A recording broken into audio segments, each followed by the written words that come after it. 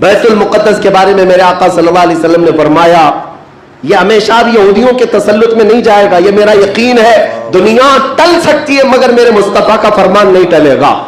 मेरे आका ने अगर फरमाया है तो वो होकर रहेगा। हुजूर फरमाते हैं खुरासान से एक जमात आएगी, खुरासान से।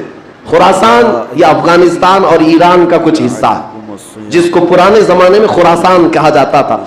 मेरे आका फरमाते खुरासान से काले झंडे लेकर के एक जमात निकलेगी और वो इतनी तेजी से बढ़ती हुई बैतुल मुक़द्दस की तरफ आएगी कि दुनिया की कोई हुकूमत और कोई ताकत उनका रास्ता नहीं रोक सकेगी, और वो झंडे सीधे लाकर बैतुल मुक़द्दस पर गाड़ देंगे।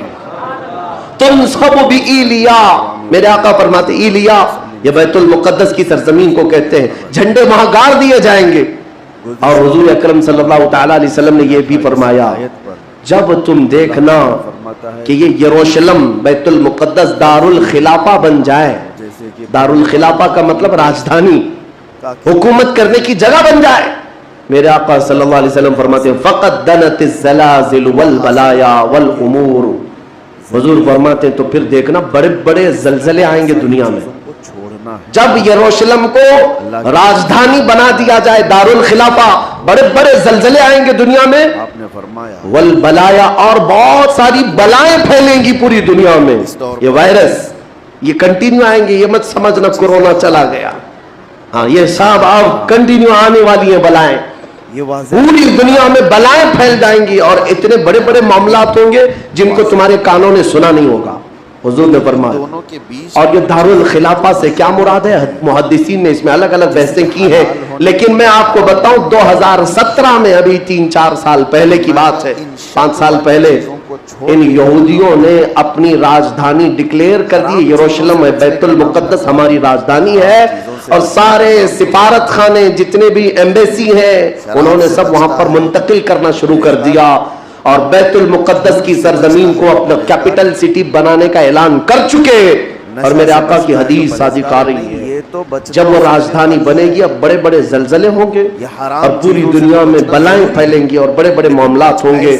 और फिर उसके बाद मेरे आका सल्लल्लाहु अलैहि वसल्लम फरमाते हैं एक दौर ऐसा आएगा कि अल्लाह इनको जलील और रुस्वा करके उस जमीन से निकालेगा और एक इमाम बरहक के झंडे तले मोमिनीन जमा होंगे। पूछा गया वो इमाम बरहक कौन होगा? मेरे आका फरमाते हैं वो मेरी औलाद में से होगा, उसका नाम मेरे नाम पर होगा, उसके बाप का नाम मेरे बाप के नाम पर होगा और अल्लाह उसको इमाम मेहदी की शक्ल में भेजेगा। हाँ, ये जमाना बहुत करीब आ चुका, ये जमाना बहुत करीब आ चुका। मैं बारगाह रब्बुल इज्जत में आज जुम्मतुल विदा में यही दुआ करता हूं कि मौला अगर जिंदगी की सांसें बाकी हैं तो इमाम मेहदी की फौज में हमें जगह अता फरमा, उनके झंडे तले मौला हमें अमन अमान अता फरमा दे, दुनिया से जालिमों के चंगुल से मौला ईमान वालों को आज़ादी अता फरमा, कुफार और मुशरिकीन के तसल्लुत से मोमिनीन को आज़ाद फरमा दे।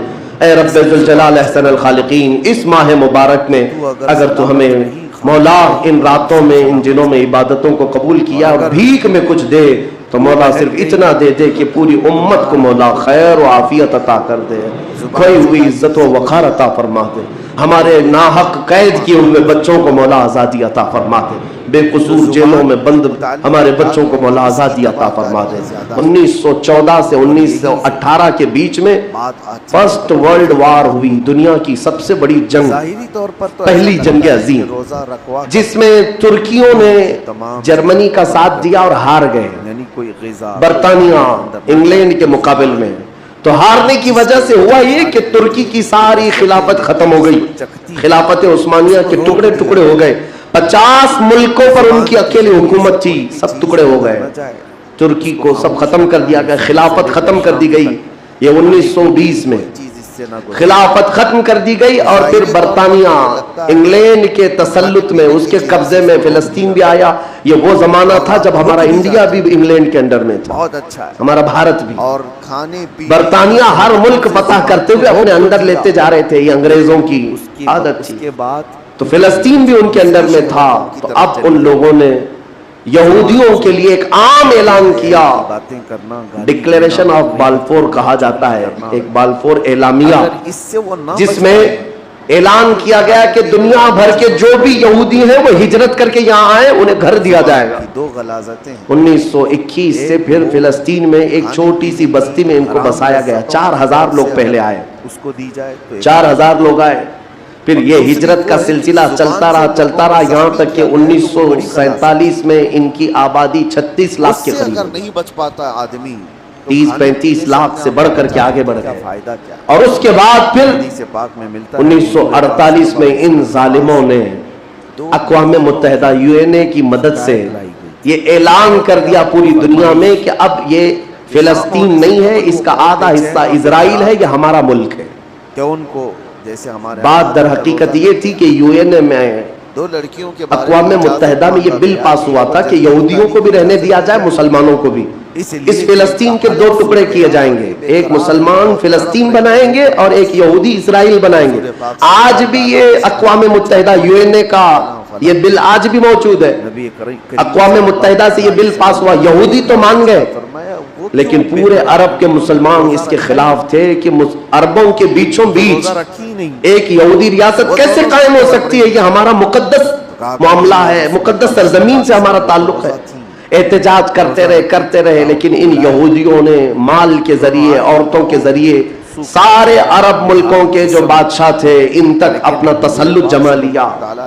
कई ऐसे अरब बादशाह हैं जिनकी बीवियां यहूदी हैं, उनके घरों तक ये पहुंच गए और उनको ऐसा न्यूट्रल कर दिया कि अब वो फिलिस्तीन के बारे में बात ना करें। रखने वाला हुआ ये जिसका पेट कि इजराइल तो बन गया लेकिन आज तक फिलिस्तीन नहीं बन सका।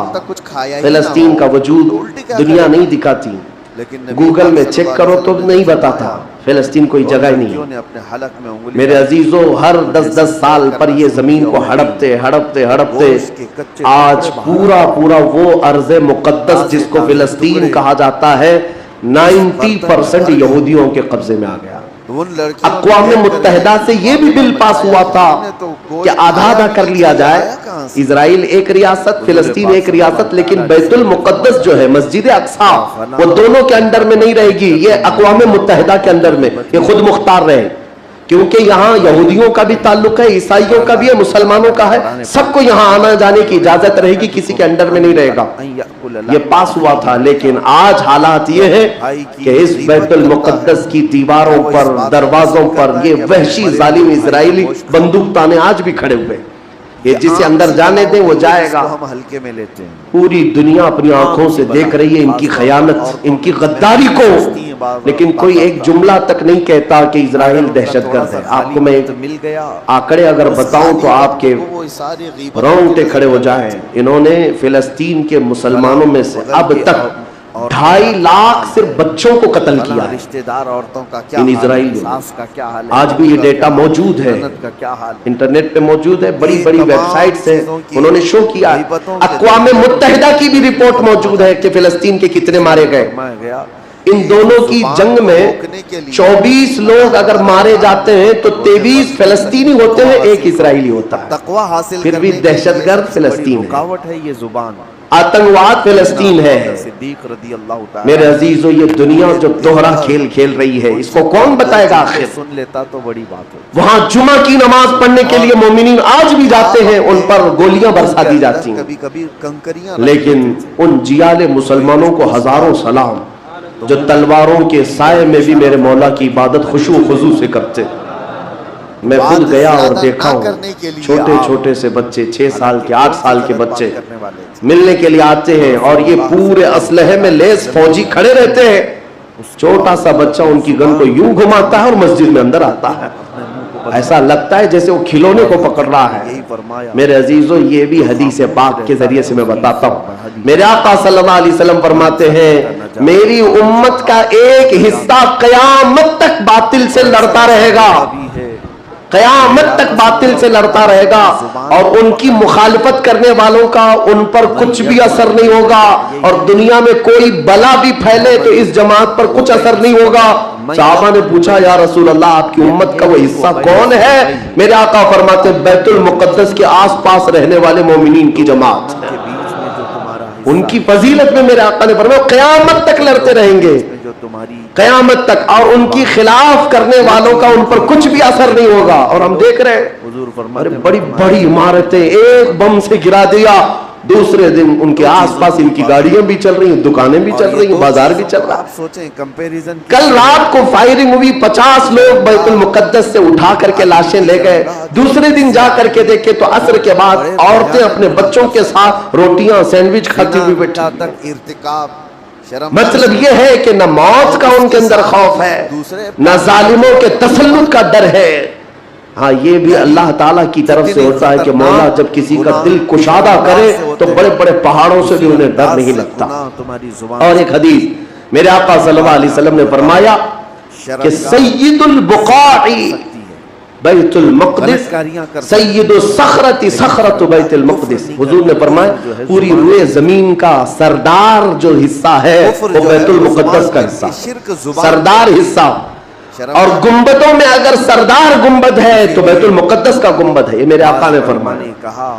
और हुजूर फरमाते हैं तुम देखना कि आखिर जमाने में सारे लोग उस जमीन की तरफ हिजरत कर जाएंगे। जब ऐसी हिजरत का वक्त आ जाए, हुजूर फरमाते फल